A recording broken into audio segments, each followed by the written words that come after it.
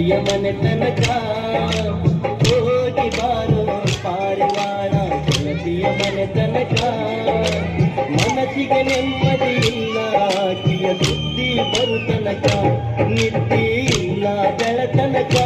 ಚಿಂತಿ ಹತ್ತೈತಿ ನನ್ನ ಮನಕ ನಿದ್ದೆ ಇಲ್ಲ ಬೆಳತನಕ ಚಿಂತಿ